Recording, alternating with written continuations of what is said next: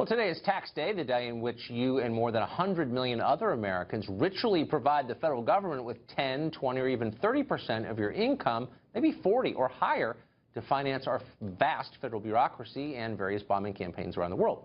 Most people hate tax day, but Caroline Heldman is a big fan. It's hard to find her, but we did. She's a political science professor at Occidental College out in California, and she loves tax day so much she wants to expand it bigly. She's called for upping the top tax brackets in America to 80% or more. Professor Heldman joins us tonight. Professor, thanks for coming on. Thanks, Tucker. So I just want to get to motive here for a second. Do you want the tax rate to go up to pay for more stuff or as a way to punish rich people?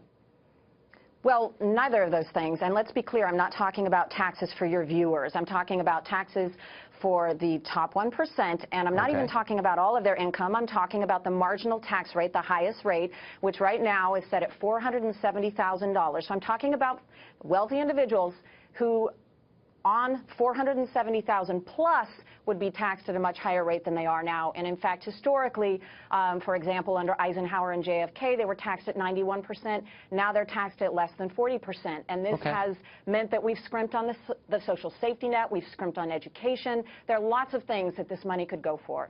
Boy, we spend more on those than almost anyone else in the world. But to answer my question, I mean, you want to buy more stuff. It's not just because you object to the existence of rich people. You're not trying to hurt them. You just want to pay for more stuff. Well, I don't think rich people are held to the same standards as other taxpayers. So I think that there are loopholes in their armies of lawyers and estate planners that allow them to hide their wealth. I would like to see that money go into the economy. I mean, taxes are the price we pay for civilization. I would love to see, free higher education. I would love to see our infrastructure, our crumbling infrastructure system funded in the United States. There are a lot of things that this money could go for if, wealthy people were fairly taxed, and they just aren't. So you're from an affluent family. What does your mom think of this? My parents, my family gives a lot in philanthropy, just as I do. I'm not on the top 1%, but, we are people who practice what we preach, and that means that you give a lot of money away in terms of nonprofits. I also use tipping of servers as a mechanism for redistributing wealth. I'm confused. Okay, no, but I'm for all those things. I'm for philanthropy, and I'm especially for tipping waiters. I agree with you 100% on that, and so God bless you. Glad to hear it, Tucker. But you're asking other people to give their money to the government. Why aren't you giving 70% of your income to the government? You could. Well, I'm not on the top 1%, but I have no issue. You don't need to be. Well, that's the argument I'm making, right, that it's not about working-class Americans or people like me who are upper-income Americans. It's about really the wealthiest top 1%. Now, I have no issue you're a college paying professor. taxes. I'm not attacking you, by the way, I pay about 30%. But I know you're not. Why not pay 70%? I don't understand. Like, what's holding you back? Why not lead by example? Tucker, you know what's holding me back? If I knew how to do that, I would have no issue doing that. But the tax code is incredibly convoluted. No, it's totally no. Trust me. Let me simplify it for you. Just write a check, pay your taxes, then figure out what you pay 30%. You said. Just figure out what another 40% of your income would be, and just send it to the U.S. Treasury. Washington, D.C., no zip code required. You know what I do, Tucker? You know what I do instead of that? Because we don't have a fair system of taxation, I write checks to nonprofits that are providing services that the government should be providing. So I write checks to Planned Parenthood. I write checks to nonprofits that provide a safety net for Americans. So it has the same effect. I think you may be, but it doesn't actually. So why not pass a law requiring people to send money to charities that are more effective than the government is? I mean, so you're basically conceding. That would be great too. As long as the 1% is not the most efficient way to lift up the poor, then why won't you send it to the government then? Tucker, I would say this train wreck of a Trump government is certainly not the best way to serve the poor, since they have no interest in serving the poor.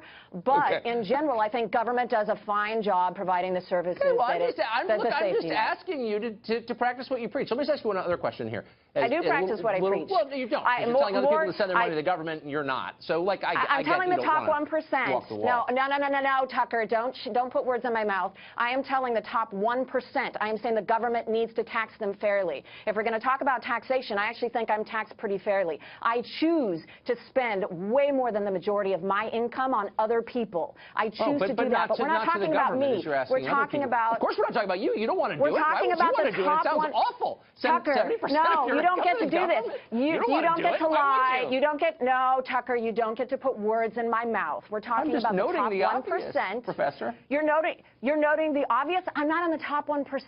It's not about me. They're the This ones is who are not going an to have to bear the argument burden about but me. not you. Oh, it's not yes, about you. Okay, I get it. yes, It's never yes, about, that's it's the never about argument. the people proposing it.